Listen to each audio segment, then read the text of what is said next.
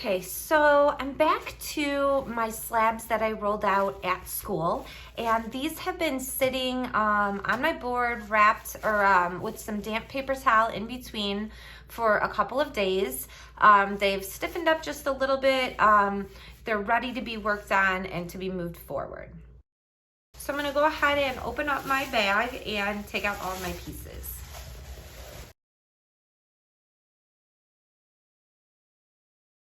So as I work on my plates, I'm gonna do one leaf at a time.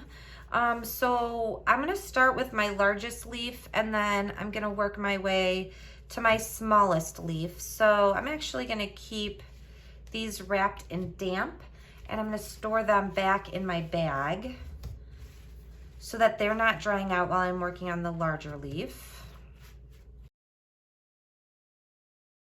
So the last time we looked at these, we had rolled out our slabs using the slab roller and we created a rough cut of our template.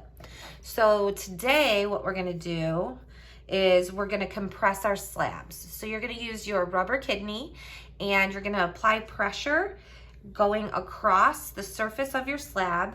And when you're doing this, you wanna go in multiple directions.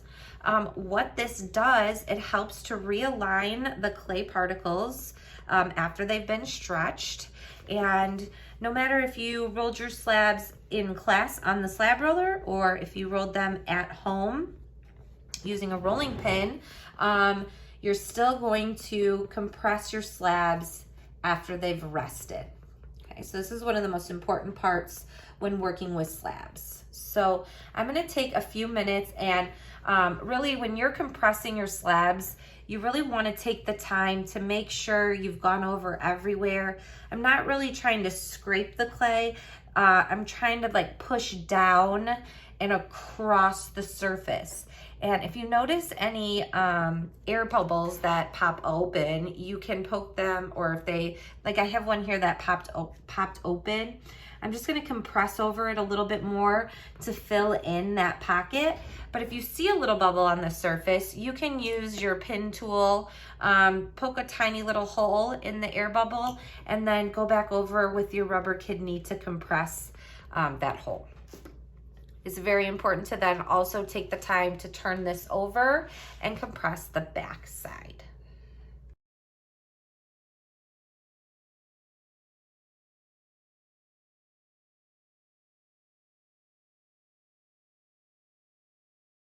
So once you have your slab compressed on both sides, the slab should be nice and smooth, okay? The next step now is going to be to cut our leaf plate to the template. So I have to line my leaf back up onto my slab. And I'm gonna start off by doing just some indenting or making an impression in the clay. So I'm gonna use, I'm working at home and I don't have a wooden scribe tool at home, but I have a stiff blending brush that has been sharpened to a point. So this is gonna replace my wooden scribe tool for right now. And I'm gonna start off by just gently tracing around my template to make an impression in the clay. I'm not cutting all the way through. I'm gonna take my time. I'm gonna make sure that I'm holding the piece of paper, my template down, because the template is gonna get a little bit damp from the clay and it might warp a little bit. You're gonna have to hold it down as you trace along your edges.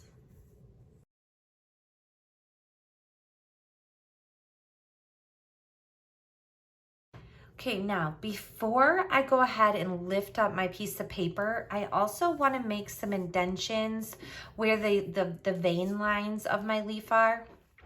Now, when I was drawing these out, my lines got kind of thick. You don't necessarily have to draw around the whole petal. What I would do is I would start on like one side. So like I'll just do like the top of all of these. And I'm just gonna make an indention. I'm just kind of tracing around the top here. And then this is just gonna kind of meet in the center. And again, I'm gonna do the same thing at the top, on the top edge of this one. And then this one here is kind of going through the center, so that can be maybe where they all meet. And this one I'll kind of just trace down the center. And you guys can kind of decide how you want yours to look. I would just be very careful that we don't get too close to the edge of the leaf. When we carve these, if we get too close to the edge, it'll be difficult to carve. Now, as I'm doing this, again, I'm taking the top edge of these thicker lines, but I do want to make sure, I'm going to go over it just a couple of times to make sure my indention is really, that impression is really being made there. And I'm going to do this on all of my veins of my leaf. You could also use, if you're working at home, you could use maybe a dull pencil or something along that line to make these indentions.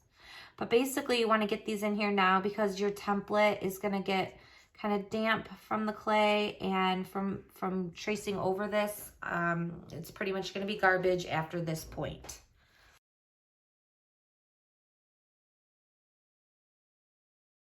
You're going to want to be gentle when you're doing this. If you make a mistake, just try to go with it. Try to make it look like you meant to do it. Add another vein if you need to, or a branch that goes off of it. That would be fine. Once you have all of your lines traced, you're just going to carefully, and I would peel it off slowly to make sure you've gotten everywhere. And what might happen, you might get your paper stuck to the clay, and that's okay. We'll be able to get it off later. The clay is still pretty damp, and that's okay. Just try to get off as much as you're able to. I'm gonna just go in maybe with my stiff blending brush that's dry and kind of help peel some of this off, some of the bigger pieces. Now we're gonna be carving these lines a little bit deeper once our clay is at the dry side of leather hard. So it's okay if that paper's stuck on there. It'll burn away during firing, so I'm not gonna worry too much, but if I can get some of it off, I will. I just want to be careful because my clay is really very wet at this stage still the soft side of leather hard, so I don't want to press too hard to make too deep of an indention. So I'm just going to say it's fine having the paper there. I'm not going to worry about it. And I'm going to take a minute or two to cut out my leaf at this point.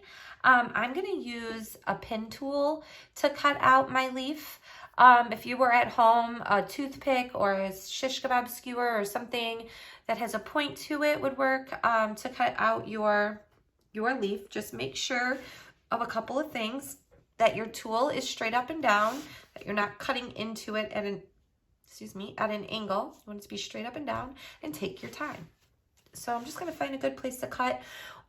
Curves are going to be the most difficult, and if your leaf has a lot of curves in it, be very careful and take your time along those curves. Any really like deep, shallow area like this curve here, this is going to be a place that is going to be prone to cracking if it dries too quickly. So just be aware of thin curves right there. And I like to cut in sections. So I'm going to start here, and I'm just going to really take my time. And occasionally, if I need to clean off my tool, I will. So I'm going to cut.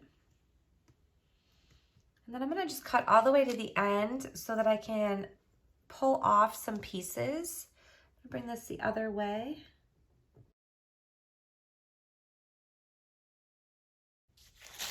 I'm working on paper towel. You'll be working hopefully on a mat or a piece of fabric and on your workspace.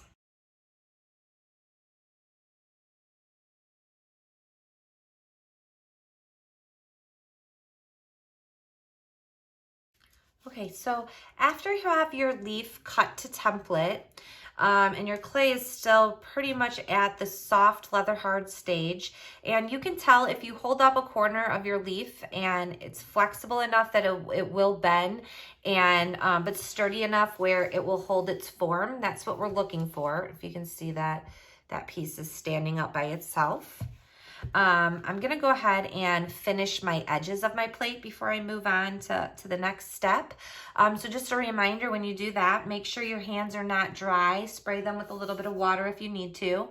And you're just going to kind of start to gently push down along the cut edges or the outline of your leaf. Be careful on corners. And I start by kind of tapping and pressing down with my finger, and I'm trying to do an even pressure all the way around. And this is going to help to give me a rounded edge so that where I cut, it won't be sharp later. And then I'm also going to go in and just kind of gently go back and forth with my finger to round that edge even more. And I'm going to do this on both sides of my slab, on all of my cut edges.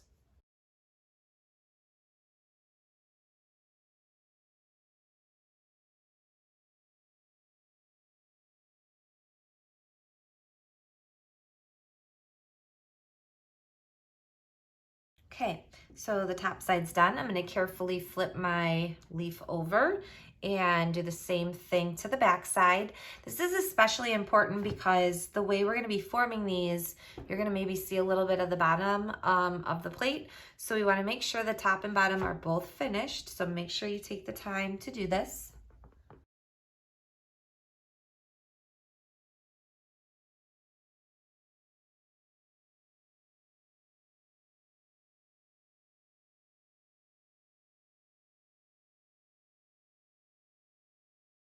Okay, and then the last thing is just to kind of just look it all over, maybe run your finger along the edge. Just make sure that you've got nice, rounded, even, smooth edges.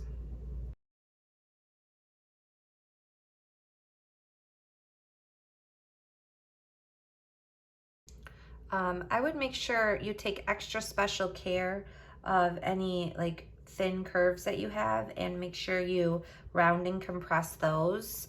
That'll help to prevent them from cracking right there.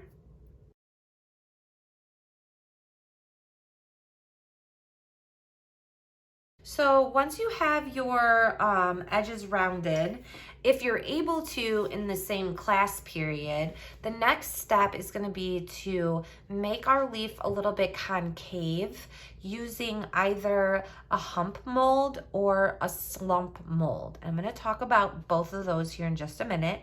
But in order for the molds to work, your clay has to be at the stiff leather hard stage. If it's too soft, it's going to take a really long time to get it to hold its form. If it's too dry, you're going to get cracking. So it's really important that you have your clay at the right temperature. So mine's at the perfect temperature. If you don't have time to get this far in one class period, at this point you'd want to wrap yours in a little bit of damp paper towel so it can stay at the right temperature, and then store it flat in your plastic bag. So I'm going to get set up, and I'm going to show you for in-class people and if you're working at home a couple of different ways to go about this. Okay, so I have a couple of different options here. The first option, this is going to be for students that are in class. We have a variety of hump, which means that it has almost like a hill, okay? And then slump mold, which would be more like a bowl, all right? And both of them do the same thing, but kind of opposite. So in class, we would be taking our leaf plates and draping them over our either hump mold or putting them into our slump mold. Now, we want our leaf plates to curve upwards. We want our leaf to curve upward. So that means if you're using a hump mold, you'll want to put your leaf so that the lines that you're going to be carving later are face down, okay? If you were using a slump mold, you would want to place it in so that the leaves can pull upward. And the ones that are in class are going to be a variety of sizes and styles, but they all do something similar. Now, if you're working at home, look through your kitchen and see if you can find a bowl or two that you could use for this. A wooden bowl would be nice too if you have something that's made out of wood. But with this bowl here, so this is, I have like a mixing bowl and then a larger serving bowl here. We could use it either way. So we could maybe put some newspaper or your piece of fabric maybe in the bowl like this. And then you could take your leaf and it would go in this way, okay, like that, so that the leaf, the edges of the leaf are curving upward. Okay, so you could do that with a larger bowl. The same with the mixing bowl. You could use the same thing, just give you a little bit of a different shape. Or you could also turn this over and use it as a hump mold. And again, you could do the same thing. And I would put something in between so that your clay doesn't stick to the surface to make it come off a little bit easier. And I can see I'm getting a little bit of a crack right there, which is something we want to be very careful of and watch. It's because I'm handling my clay so much. So just kind of keep that in mind as you're working on these. All right, so I'm going to move over to the hump mold that we have in class.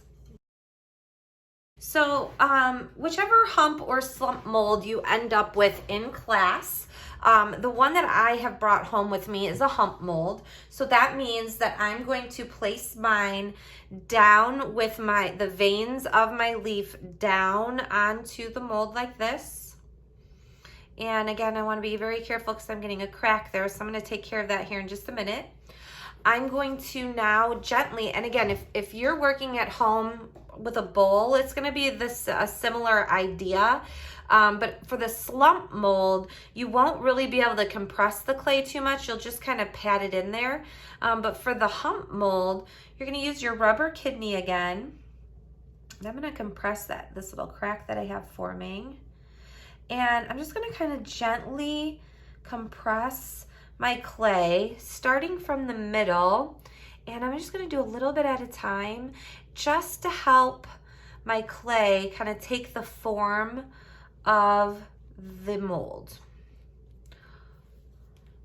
And again, gently, or kind of just gently trying to stretch the clay to get a bit more of a bowl form.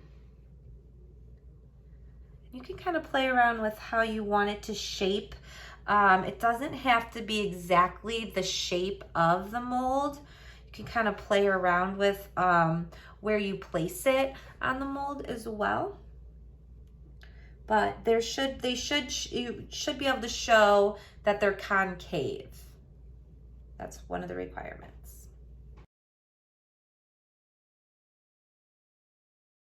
That's something I could do if I want maybe the point of my leaf to curve back a little bit. I can pull it down a little bit further onto the mold.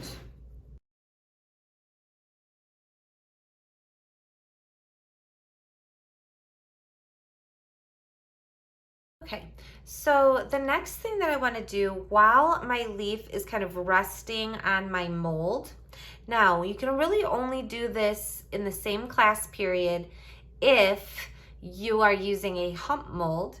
If you are using a slump mold, you'll have to let your clay rest for a little while and then make your foot. But because I'm using a hump mold, I can attach my foot while it is sitting on the mold.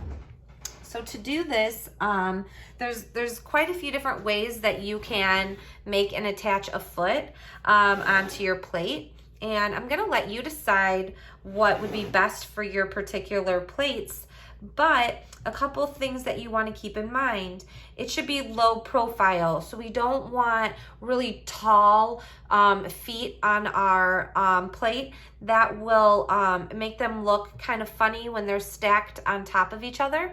So something low profile, like maybe a thin circular coil or a tripod foot would work out nicely. So maybe we have some spheres of clay that we roll out and put out in a tripod.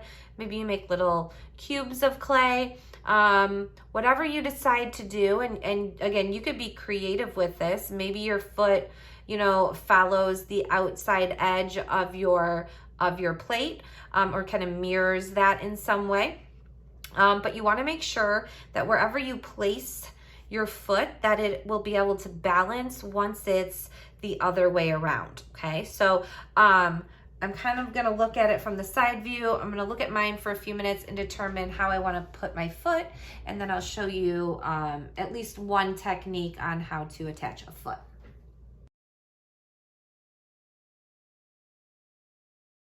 Okay, so I think for mine, I'm just going to roll out a thin coil to attach as a foot.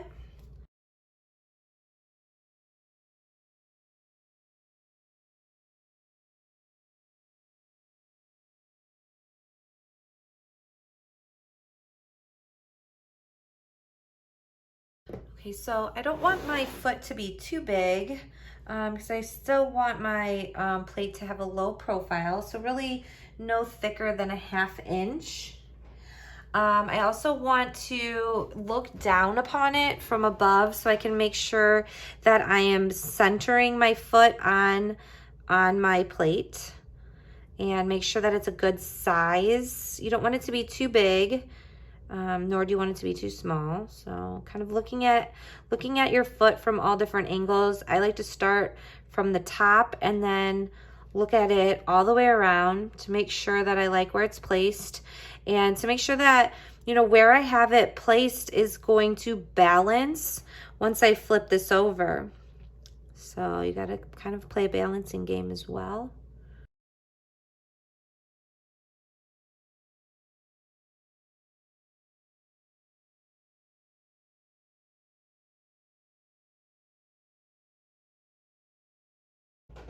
Okay, so I'm not gonna cut my foot on my plate. I'll do it off to the side. And just a reminder that when you're cutting through a coil, the best tool to use is your fettling knife. So you'll want to use your fettling knife, and if you cut through it at an angle where the coils overlap, it'll give you a perfect cut coil. And then I'm going to place this on here just to make sure that I still like it. I'm going to use my wooden scribe tool to kind of trace where I'm going to be slipping and scoring so I can remember where to put this. Okay, I'm going to then make sure that I score both pieces of clay. So score the bottom of the plate and where my coil attaches to it. I'm also going to score where my coil joins to itself. I'm going to add my slip. And just a reminder that if you're working at home, you can use white vinegar in place of the magic water that we use in class, or you can make your own slip out of clay. Okay, so I'm just going to kind of gently press my foot on. And then I'll want to blend this on here, but I like to let my slip dry a little bit before I blend the clay. I think it makes it blend a little bit nicer. So I'm going to let this dry for a few minutes, and then I'll come back and I'll blend where I attached my foot. Okay, so I've let my slip dry for a little while, so it's not really wet. And the next thing I'm going to show you is how to blend the foot. Now, I chose to use a coil ring for my foot. Some of you may choose to do something different, but no matter what you do, you still want to make sure you blend the clay after you've made an attachment. So I have a modeling tool here that I'm going to be using to blend. And for mine, the curved end is going to be the best. If you're working at home, you could use maybe the end of a spoon to help you blend. But basically, we're just going to pull a little bit of the clay from the foot down onto the plate. And we want to try to do this evenly. I am going to smooth this out a little bit more with my stiff blending brush when I'm done. So it's gonna look messy at first, and then I'm gonna fix it up to make it look good. Okay, so I'm just gonna take a few minutes to work on this.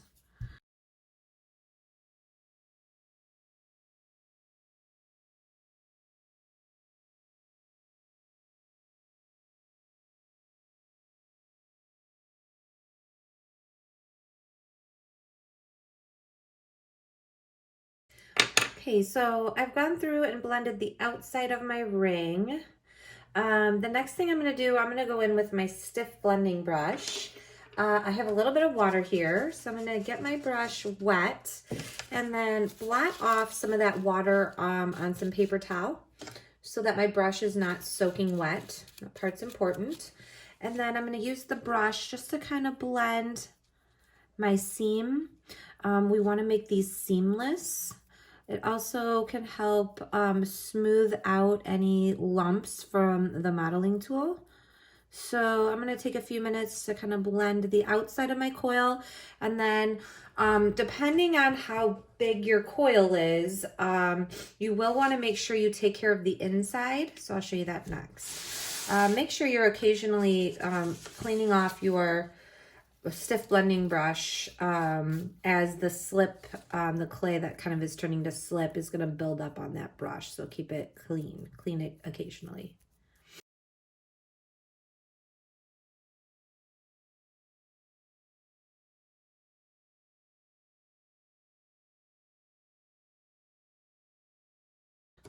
Okay, so once I'm happy with the outside of my foot, the next thing is going to be to take care of the inside. And now depending on how wide your circle is, and you know, some of you aren't doing a ring foot at all, so you might not have to worry about this, but you do want to at the very least, use your stiff blending brush on the inside of the ring. If you're able to go in with your modeling tool, and kind of blend first, that's what I would recommend. So I'm just gonna fix my camera angle so you can see better. All right, so I'm gonna go ahead and I think I'm gonna blend just a little bit with my modeling tool and then go in with my stiff blending brush. I wanna make sure that I don't get my ring foot too thin, but I also want to try to make it as even as possible. So I'm really taking my time as I blend this inside to try to make my foot equal all the way around.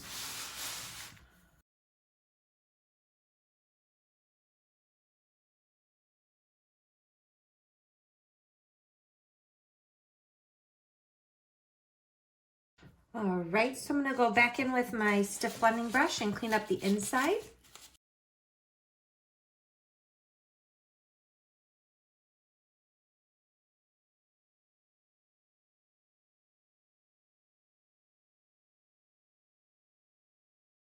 Okay, so once you have the foot attached, the next step has to come when the clay is at the dry side of leather hard. So mine's been sitting on this form for a while, but I want to keep it in this shape. So I've got to be very careful when I put this away going forward. My foot that I just attached is really, really soft. And if I were to try to turn this over and if my clay was too soft, the foot might try to push up like through the plate. So what we want to do is we want to store these upside down until the next class so they can stiffen up a little bit. So what you're going to have to do is you're going to have to make like a bed out of paper towel, or if you're at home, newspaper would work as well. Make a soft bed that this can lay down on so that it can be stored upside down and still keep its form. So I'm going to show you how to do that. I'm just going to adjust my camera again so that you can see my workspace better. And then I'll show you how to wrap these up for the day. Okay, so for storing these, it would be best to be able to store them on a board if you're able to, or on a plastic bat. We would want the plastic side up for storage. And I'm gonna start off by making my bed, and it's okay to use quite a bit of paper towel, especially if you're in class. If you're at home, you might want you have like an old t-shirt or that old piece of fabric that you could put underneath it, that would work as well. Just something so that your plate is not sitting on these edges, because that will cause them to break or crack.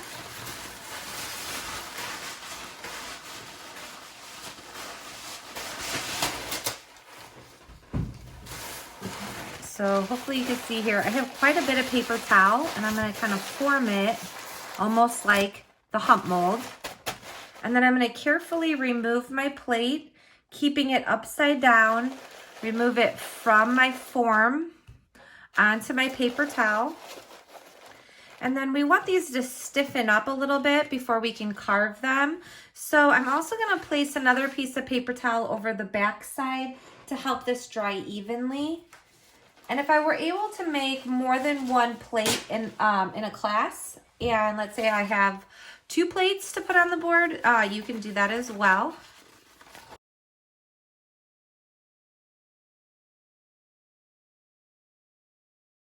I also have my other pieces here. So I'm not going to go through all of these in the video, but I'll work on mine separately and come back to show you when it's time to carve. I'll have these ready so you can see how they're stacking.